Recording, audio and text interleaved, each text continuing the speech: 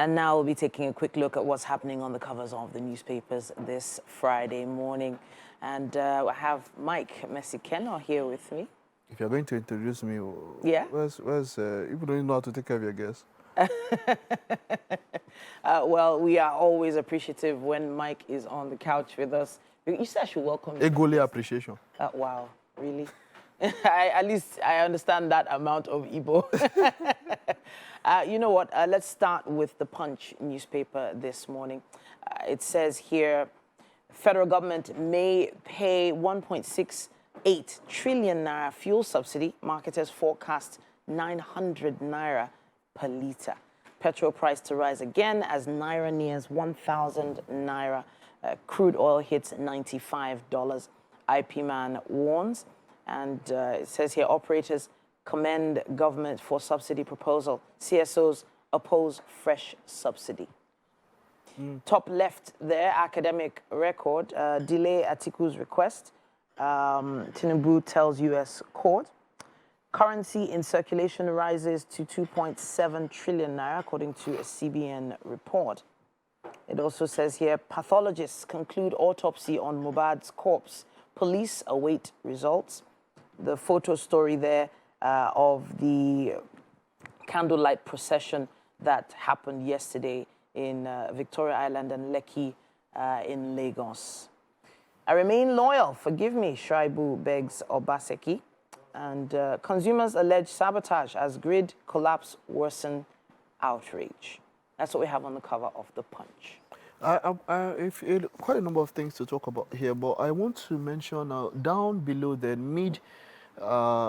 mid-story there, core clashes in Shagamu. We've heard so much about what is happening there in Shagamu and all of that. And I like what Abiodun is telling the security heads: relocate there, go there and go there and ensure that this thing. Because of recent, we've been hearing secondary school, even down to secondary school. Of course, we know it has always been there, there in secondary schools. But you know, when it gets to the point where it's brazen and it's out there, and then you hear 10, 11 people dying, this one, that one, the citizens don't feel safe and all of that.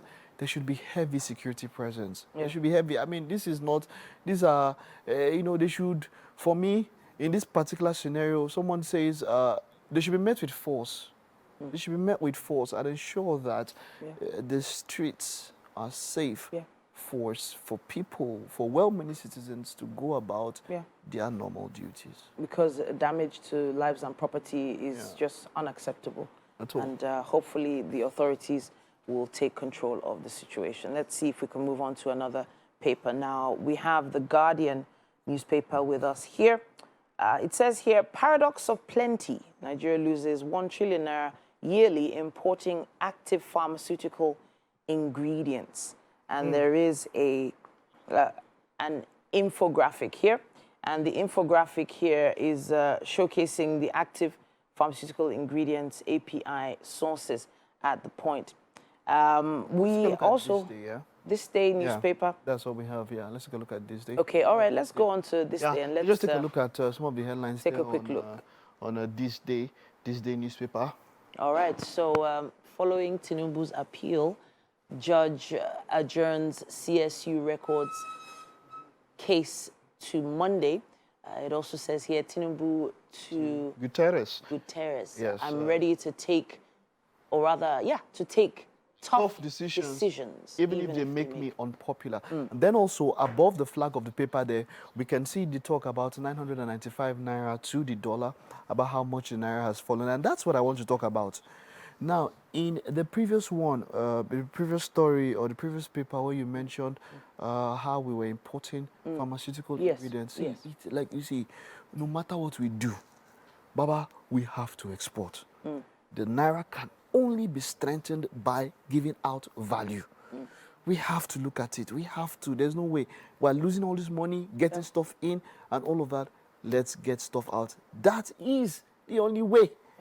And we have the currency can have value up against other currencies. For pharmaceuticals, we have a lot of the raw materials. We have so much of That's why they say we are losing. Yes, yeah, definitely. Okay. Yeah. And of course, the pharmaceutical companies have also established themselves here in Nigeria. They need to also look to alternative sources for, you know, a lot of the raw materials that they've been importing. The only challenge there would be that the cost might go up for some of the pharmaceuticals that we're used to getting at a certain amount. You know, that's the only question. You know, if we can, somebody said, you have to understand that because of the climes that we are in and the places that we are in, creating drugs or curative measures for Africans with our climate, with the tropical climate we have, will be quite different from Europe. True. Our environment really affects the way we feel and affects the way we react to medicine. So we have to understand that, look, we have the brains to do the best for ourselves, and we just have to. It's even interesting, even just based on the temperature and the climate. You know, those all have to be put into consideration. Let us take a quick look at what's happening on the cover of the Nation newspaper. It says here, Tinubu woos Nigerians in US to invest back home. Overcome setbacks, adopt new mindset, President advises. And it also says here, well, it shows a photo story of Tinubu with the Secretary General of the United Nations, Antonio Guterres, yesterday. There's a quote here. It says, "I was once a diasporan. What you have been through, I have been through it. Change your mindset. It's necessary. Nigeria is home for business opportunities." Top left there, it says Shaibu's office at Government House relocated. 22 lawmakers okay move to impeach Ondo deputy governor. Bank raises 13 billion naira for subsidy pain palliatives. And Shagamu police arrest Ogun lawmaker and 6 others. Just beneath the masthead there, former governors, firms, others lose choice land in Abuja. And at the bottom, it says here, India suspends visa to Canadians. That's interesting.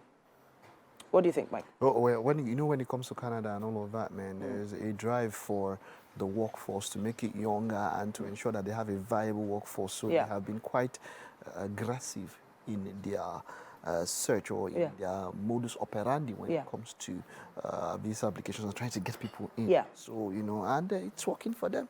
It's working for them. It has been working for them, but it's you know, it's on the flip side here. If India is suspending the visa to Canadians, and I do believe that's a developing story because of the diplomatic row. Well, yeah, that does happen, and at different times and all of that. You know, it's just almost like even interpersonal relationships. When it does happen, you know, some people cut off some sort of access that some people have to them. So that is what is happening in this particular case scenario. It's as though people are relating, countries relate the same way. And, you know, similarly, you know, Nigerians, they say Nigerian, there's no country that you won't find a Nigerian. It's very similar to what they say about Indians. There's probably almost nowhere that you won't find an Indian, an established and very successful Indian. Now, there is still so much more to follow up on when it comes to the stories in the papers, and if you would like to, you should grab some of the copies yourself. But we would love to hear your opinion on some of the stories we read out today. Use the hashtag #WakeUpNigeria on TVC.